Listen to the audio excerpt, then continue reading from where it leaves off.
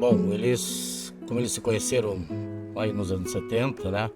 Antes antes até do casamento do pai com a minha mãe.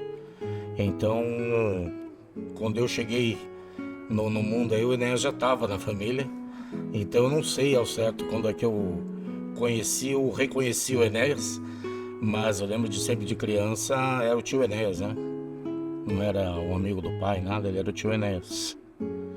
E a gente foi crescendo junto, eu lembro de muito as reuniões do grupo deles com as crianças no Tamanduá, a gente ia lá para acampar e nadar em rio.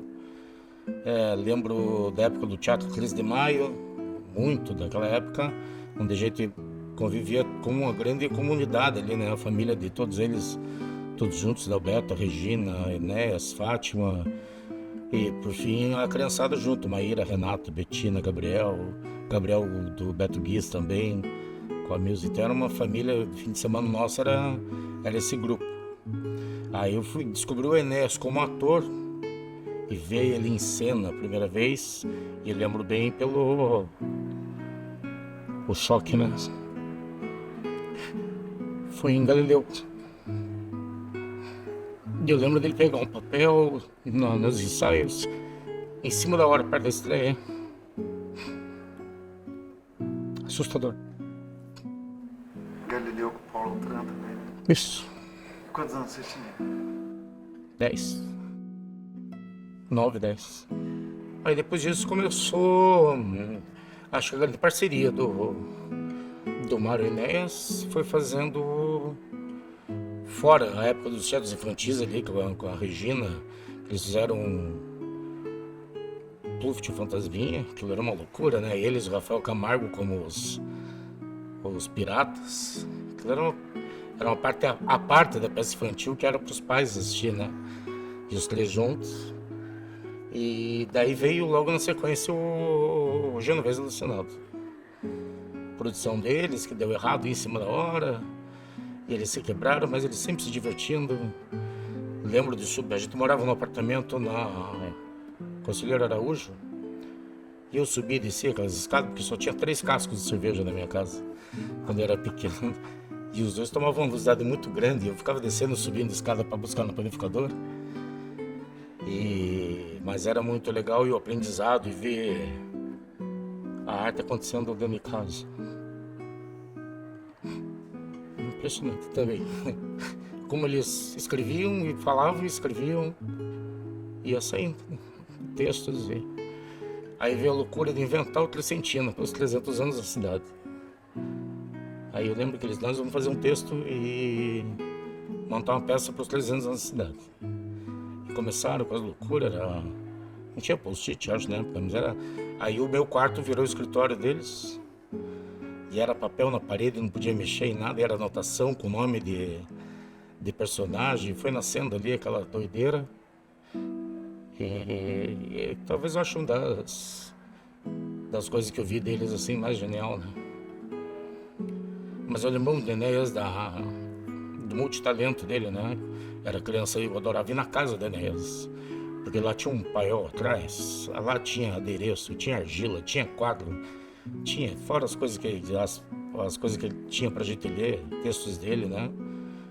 E era sensacional viver isso de perto.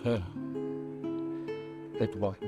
E aqui no Curitibano, você chegou a ver alguma montagem? Vi a primeira, né? Quando eles começaram com a ideia do Curitibano, o pai já estava fazendo teatro fora, né? Estava em São Paulo, Rio já estava fazendo algumas produções de novela, e filme e cinema, e tiveram a ideia de montar uma ideia parecida com a do Genovese Alucinado, né? Que era para Descobrimento do Brasil. A mesma ideia da Academia de Letras montarem o Corcunda de Notre Dame, e quando eles começaram a desenhar e ver o processo, daí por causa dos atores amadores, você vê tanta gente sendo descoberta ali, né? Na época o Léo Oda, a Simone, o Eric, né? Os caras que apareceram assim, falaram, cara, olha aí a gente escondida, e que os grupos de teatro podem, esses como os do clube, né? Tem como descobrir essas joias, lapidar e sair dali bons atores, né? Então foi bem bacana esse trecho, assim. E você não foi pro caminho do teatro? Cara, eu fiquei muito. Quando minhas irmãs fizeram, né? A Ana, minha irmã mais nova, viveu um monte de tempo aí fazendo teatro. Inclusive aqui no clube, ela trabalhou das montagens do Enéas como maquiadora, foi a vertente que ela achou. A Consuelo, minha irmã do meio, chegou a fazer teatro, né? Fez com o Hugo Mengarelli, fez participações nas peças mesmo do Enéas e do Mário, onde cabia as pontas e figurinha. E só participaçõezinhas, ela adorava entrar, sempre gostou. Ela também fez uma peça com o Damasceno e com a Rosana, né, na companhia deles. Viajou bastante fazendo, mas o caminho dela também é estudo, então ela faz mestrado hoje, mora fora. A Ana também acabou indo morar fora. E eu sempre gostei de participar. Eu trabalhei num projeto direto com o Mário, que foi o Ventre do Minotauro, que daí eu trabalhava como diretor de cena. E eu lembro que foi uma experiência incrível. A gente passou aí alguns meses trancado dentro do Novelas Curitibana. Só eu, o Mário, o Marcelo Marchiori e a Sandra Zugman.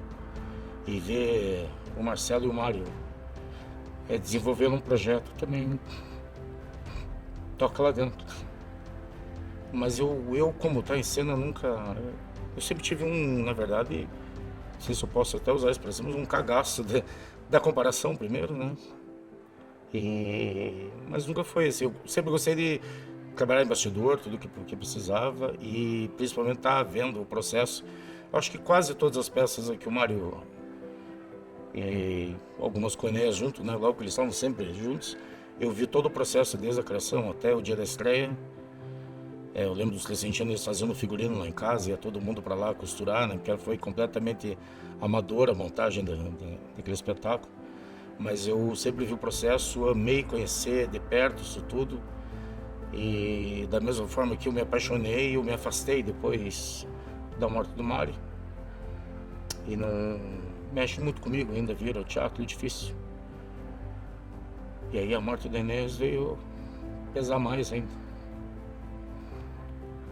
Eu brinco, né, que no velório do Enéas eu parecia aquelas amantes que aparecem de repente no velório. Eu chorava mais que a família. Chegou um ponto da Maíra ter que sair de onde ela estava para me consolar. Mas é que doeu de novo, né?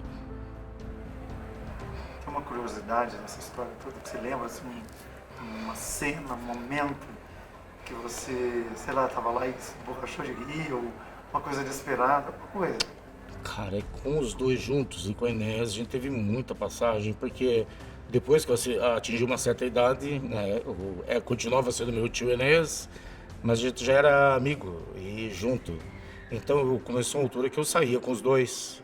Eu vivia no Café do Teatro, a gente saía do café para ir para outro bar, porque estava fechando e expulsavam. Então, milhares e dezenas de milhares de vezes lá em casa, né, fazendo uma carne, jogando conversa fora. Então foi uma convivência de muita risada e muitas lembranças, né? E papos sérios também, lembro muito do Enéas me ensinar muita coisa de arte, de literatura, principalmente. Sou um fã incondicional dos textos dele, né? Tenho muita coisa guardada dele em casa, desde, às vezes, os pequenos bilhetinhos que ele fazia no guardanapo durante o churrasco, um desenho num pano de prato. Então, muitas coisas ainda tenho guardadas.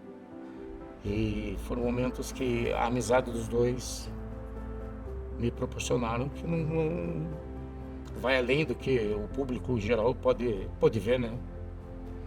Essa coisa de convivência mesmo. Então, o Enéas, eu tive mais que um amigo do meu pai, como tantos outros que eu, né, tenho carinho e pude reencontrar hoje aqui.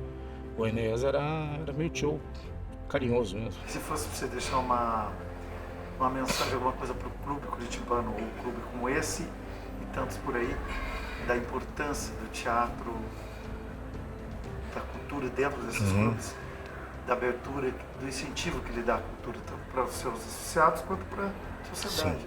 Porque você viu dos bastidores. Sim. Mas é que a cultura é um elemento de transformação, né, do ser humano. Eu acho que isso basta já para que todo clube possa investir em cultura. Talvez mais do que em piscinas e bailes de carnaval, que também não seja, né, o baile não deixa de ser uma manifestação cultural, mas a cultura durante o ano pode ser bem explorada, pode ser um investimento de grande retorno para os clubes, para as prefeituras, para o estado, para o país. A cultura é um meio de transformação do ser humano. Talvez a gente veja menos pessoas entrando no aniversário dos outros e atirando, se eles tivessem envolvido e sido transformados pela cultura. A cultura ensina a amar, ensina a respeitar, ensina que nós somos diferentes, nós somos iguais ao mesmo tempo. A cultura traz isso. Vale a pena para o clube investir com teatro, com pintura, com o que for, com todas as formas de arte são bem-vindas. Ela pode salvar a humanidade.